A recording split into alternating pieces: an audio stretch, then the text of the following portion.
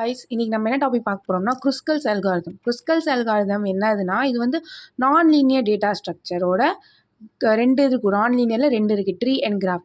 இது வந்து கிராஃபோட அப்ளிகேஷன் வச்சுக்கலாம். இது வந்து மினிமம் ஸ்பேனிங் ட்ரீல வரும். மினிமம் ஸ்பேனிங் ட்ரீல ரெண்டு இருக்கும், ப்ரிம்ஸ் அல்காரிதம், க்ருஸ்கல்ஸ் அல்காரிதம். இன்றைக்கி வந்து நம்ம க்ருஸ்கல்ஸ் தான் பார்க்க போகிறோம். இந்த க்ருஸ்கல்ஸ்க்கு வந்து சில ரூல்ஸ் இருக்குது. என்னென்னா அதுக்கு முன்னாடி நான் இது சொல்லிக்கிறேன். இங்கே சர்க்கிள்ஸ்லாம் இருக்குல்ல, இது வந்து எட்ஜஸ்ன்னு சொல்லுவோம். இந்த நம்பர்ஸ் 2 போட்டு சர்க்கிள், 3 போட்டு சர்க்கிள் இருக்குல்ல, இதெல்லாம் நம்ம எட்ஜஸ்ன்னு சொல்லுவோம். இது ரெண்டையும் கனெக்ட் ஆகிருக்கு வந்து டைரக்ஷனல். இந்த கோடு வந்து டைரக்ஷன் சொல்லுவோம். அதே மாதிரி இங்கே வேல்யூஸ் கொடுத்துருக்கு பார்த்தீங்கன்னா 14, 11, 12, 25, இதெல்லாம் வந்து வெயிட்டட். அதாவது இது வந்து ஒரு கிராஃபோட எக்ஸாம்பிள், அதனால இது வெயிட்டட் கிராஃப் சொல்லுவோம். அதே மாதிரி உங்களுக்கு தெரிஞ்சிருக்கும், கிராஃப்னா வந்து க்ளோஸ்டு லூப், அதனால தான் இது க்ளோஸ்டாக இருக்குது கிராஃபோட அப்ளிகேஷனால். ப்ளஸ் இதில் வந்து என்னென்ன கண்டிஷன்ஸ் இருக்கணும்னா, க்ருஸ்கல்ஸ் அல்காரிதமில் இது வந்து வெயிட்டட் கிராஃபாக இருக்கணும், க்ளோஸ்டு லூப்பில் இருக்கணும். இது வந்து one of the main condition இருந்தால் தான் நம்ம க்ருஸ்கல்ஸ் அல்காரிதம் பண்ண போகிறோம். இன்றைக்கி வந்து நம்ம ஒரு கொஷின் எடுத்துக்கிறோம். இதான் ஒரு கொஷின் வச்சுக்கோங்க. ஃபஸ்ட்டு கொஷின் வச்சுக்கோங்க. இதில் பார்த்தீங்கன்னா எல்லாமே 1லேருந்து 7 வரைக்கும் நம்பர்ஸ் இருக்குது. எல்லாமே கனெக்டடில் இருக்கும், வெயிட் இருக்கும். அதனால் கண்டிஷன் சாட்டிஸ்ஃபைடாக இருக்கும் க்ருஸ்கல்ஸ் அல்காரிதமில். இதே மாதிரி இது சால்வ் பண்ணுறோம் பார்த்தீங்களா, கடைசியில் என்ன ஆகும்னா க்ளோஸ்டு லூப் ஃபார்ம் பண்ணக்கூடாதுன்னு வாங்க. க்ருஸ்கல்ஸ் அல்காரிதம் நம்ம சால்வ் பண்ணும்போது கடைசியில் ஆன்சர் வந்து க்ளோஸ்டு லூப் ஃபார்ம் பண்ணக்கூடாதுன்னு சொல்லுவாங்க. ஓகேவா? இப்போ நம்ம வந்து சொல்யூஷன் கூட போகிறோம். இது வந்து ஸ்டெப் 1. ஸ்டெப் 1ல் என்ன பண்ணணும்னா, நம்ம இங்கே எழுதியிருக்கோம் பார்த்தீங்களா, எட்ஜஸ் 1 2 1 2 3 4 5 6 7, அதை வந்து நான் அதே அங்கே எங்கெங்கே ப்ளேஸ் ஆகிருக்கோ அதே மாதிரி தான் இங்கேயும் ப்ளேஸ் பண்ணி எழுதியிருப்பேன். இதான் ஸ்டெப் 1. அப்படியே எழுதுறதுக்கு தான் இது பேர் ஸ்டெப் 1ன்னு சொல்லுவாங்க. இது வந்து டோட்டல் வெயிட் வந்து 0, ஏன்னா எதுவுமே கனெக்ட் ஆகலை, இங்கே எங்கேயும் வெயிட் இல்லை, அதனால் இதோட டோட்டல் வெயிட் வந்து 0. அடுத்து வந்து நம்ம ஸ்டெப் 2, நான் வந்து ஆல்ரெடி போட்டு வச்சிட்டேன், நீங்கள் ஸ்டெப் பை ஸ்டெப்பாக கூட போட்டுக்கலாம். அடுத்து வந்து ஸ்டெப் 2. ஸ்டெப் 2ல் என்ன பண்ணணும்னா, ஃபஸ்ட்டு நீங்கள் கொஸ்டினுக்கு வாங்க. இந்த கொஸ்டினில் இருக்கிறதுலே லீஸ்ட் வேல்யூ பார்க்கணும். நம்ம எப்போவுமே லீஸ்ட் அசெண்டிங் ஆர்டர் தான் போகணும், ஸ்மாலர் டு பிக்கரில் தான் ஜாயின் பண்ணணும். ஓகேங்களா? இதில் லீஸ்ட் வேல்யூ பார்த்தீங்கன்னு வைங்களேன் 10 தான் இருக்கிறதுலே லீஸ்ட் வெயிட். இந்த கிராஃபில் இருக்கிறதே லீஸ்ட் வெயிட் வந்து 10 தான். ஓகேவா? அப்போ 10 எது கனெக்ட் ஆகிருக்கும், 1க்கும் 6. அதை தான் நீங்கள் ஸ்டெப் 2ல் பண்ணணும். ஸ்டெப் 2ல் 1க்கும் 6க்கும் கனெக்ட் பண்ணிவிட்டு அங்கே இருக்க வெயிட்டட், அங்கே 10 கொடுத்துருக்கு வெயிட்டு, அந்த வெயிட்டை நான் இங்கே போட்டேன்.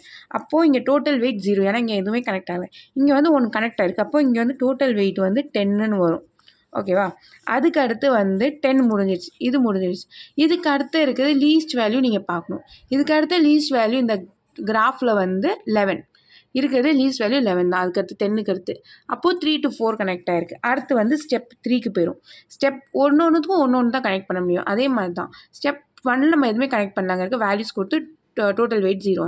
ஸ்டெப் 2 நம்ம இருக்கிறதே லீஸ்ட் வேல்யூ பார்த்து 10, அது கனெக்ட் பண்ணிட்டோம். அடுத்து வந்து ஸ்டெப் 3. ஸ்டெப் 3ல் தான் நம்ம 3யும் 4ம் கனெக்ட், ஒவ்வொரு ஸ்டெப்புக்கு தான் கனெக்ட் பண்ணணும். அப்போது என்ன பண்ணணும்னா, ஆல்ரெடி கனெக்ட் ஆகிருக்க 1யும் 10யும் கனெக்ட் பண்ணணும், அதையும் கனெக்ட் பண்ணி இங்கே 10ன்னு எழுதணும். இப்போ 3யும் 4ம் தான் கனெக்ட் ஆக போகுது. 3 and 4 தான் அடுத்த லீஸ்ட்னால 3யும் 4ம் கனெக்ட் பண்ணுறோம். இப்போ 3யும் 4யும் கனெக்ட் பண்ணிவிட்டு அங்கே என்ன வெயிட் இருக்கோ அந்த வெயிட் எழுதிடணும். எழுதிட்டு நீங்கள் வந்து டோட்டல் வெயிட் கேல்குலேட் பண்ணணும். இப்போது 11 + 10 இதோட டோட்டல் வெயிட் வந்து 21ன்னு வரும். ஓகேங்களா? அடுத்து வந்து நம்ம ஸ்டெப் 3 முடிஞ்சிச்சு. அதுக்கடுத்து வந்து அடுத்த ஸ்டெப் 4க்கு போகணுன்னா, இப்போ 10 முடிஞ்சிச்சு, 11 முடிஞ்சிச்சு. அடுத்த ஸ்டெப் என்னன்னா, அதுக்கடுத்து இருக்க லீஸ்ட் வேல்யூ கண்டுபிடிக்கணும். 10 11க்கு அடுத்து 12 தான் இருக்கிறதுலே அடுத்த லீஸ்ட் வேல்யூ. இப்போ நம்ம வந்து ஸ்டெப் 4க்கு போகிறோம். ஸ்டெப் 4ல் வந்து ஆல்ரெடி நம்ம கனெக்ட் பண்ணி வச்சுக்கிறத கனெக்ட் பண்ணிடணும். 1 6 கனெக்ட் பண்ணி நம்ம 10ன்னு போட்டிருக்கோம்.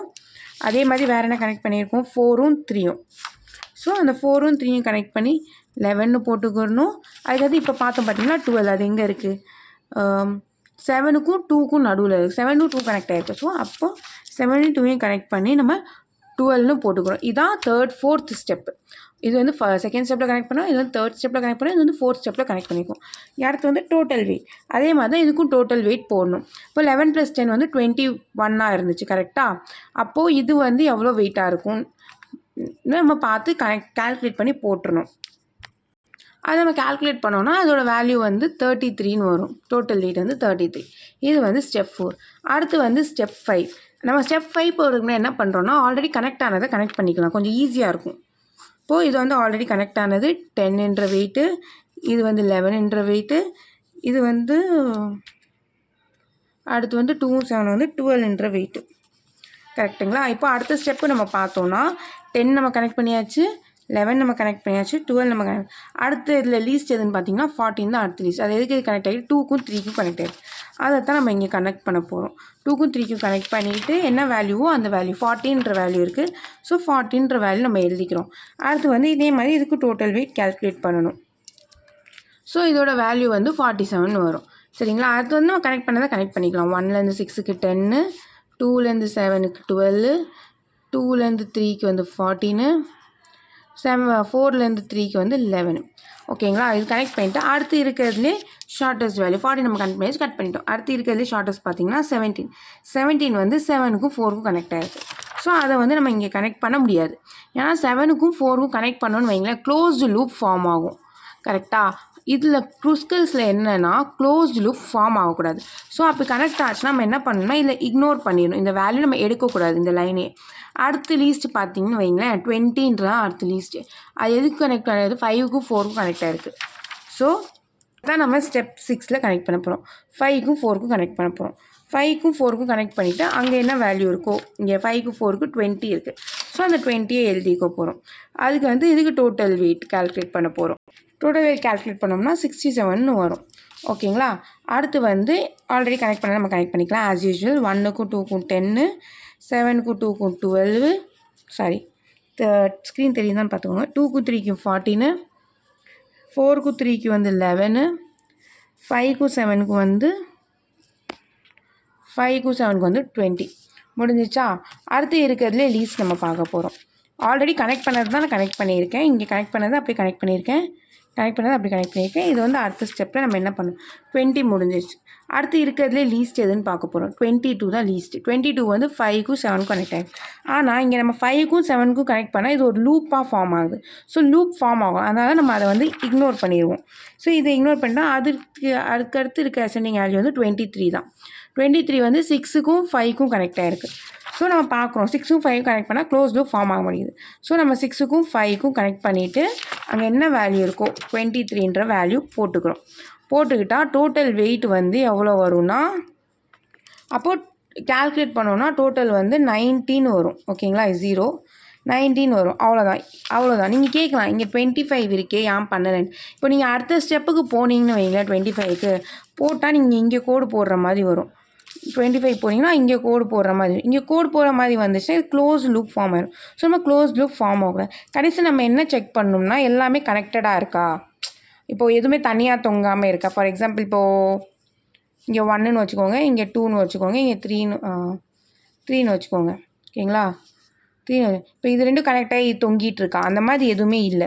ஸோ நீங்கள் கரெக்டாக பண்ணியிருக்கீங்கன்னு அர்த்தம். கால்குலேட் பண்ணால் டோட்டல் வெயிட் வந்து 90. ஸோ இதுதான் அவங்க ஆன்சர். இதுதான் மினிமம் ஸ்பேனிங் ட்ரீன்னு சொல்லுவாங்க. இந்த டயக்ராம் மினிமம் ஸ்பேனிங் ட்ரீன்னு சொல்லுவாங்க. இது வந்து மினிமம் ஸ்பேனிங் காஸ்ட்டுன்னு சொல்லுவாங்க. டோட்டல் வெயிட் வந்து 90. அவ்வளோதான். Thank you guys. Have a nice day.